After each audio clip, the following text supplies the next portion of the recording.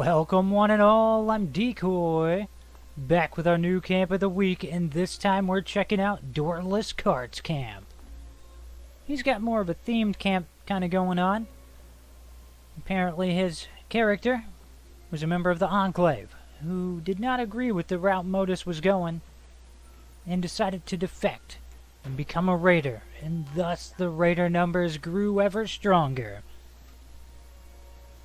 Now that my lovely little intro's over, he is at a unique camp location, which is definitely scoring some bonus points for me. I love it when people are at unique camp locations. I mean, it is something I've kind of focused on for a long time now. But ironically, I can't remember if I ever specifically showed this location or not. I've been to so many, it's hard to keep track. But it's definitely a cool location. And his camp is really well lit, because all throughout his camp he's got these awesome cycle lights set to different colors, and it's a nice change of pace, because I've been to a lot of camps and most people light their camps with normal lighting.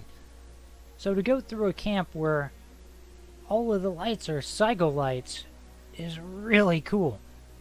Definitely a different look. It actually makes the camp look a lot more fun.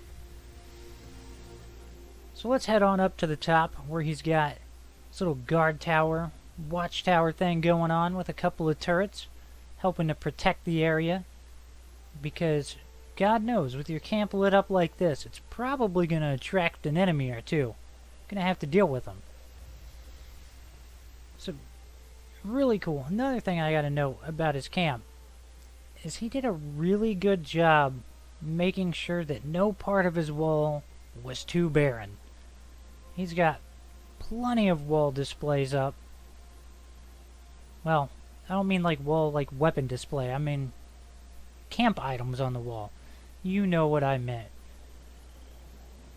So let's head out onto his back porch area. So out here he does have access to his water that is half protected by a Wendigo. It's only half protected because it's only half a Wendigo, but it's protected nonetheless.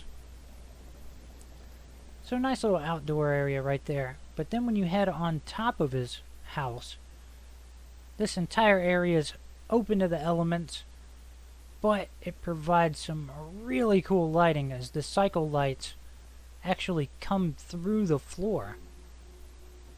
Definitely a neat look. Now he does have his vending machine back here selling some goodies. And he's got his little alien plushie and his Deathclaw watching TV, rotting their brains out. I mean, could they have it any other way? Nothing else to do in the wasteland half the time, just sit down and watch some TV. Now I completely forgot to ask, what was special about the weapon right there? But, moving on. Of course, my character would get thirsty in the middle of recording, because it wouldn't be my recording if something like that didn't happen. Most of the time, I would just start fresh, but I was so far in, I was like, I'm gonna keep going. I'll just be thirsty. So now we'll wrap our way around to the back of his camp, so we can take a look at how the lighting affects some of the other areas. Overall, it's a pretty cool camp. I definitely like the lighting. I think I've stressed that several times over. That's going to wrap up the tour of his camp. Special thank you to Doorless for letting me share it with all of you. And if you've got a camp that you want shown on Camp of the Week, all you got to do, hop down in the comments, give me your gamer tag. You have to be on Xbox.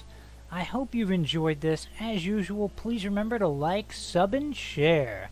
Later.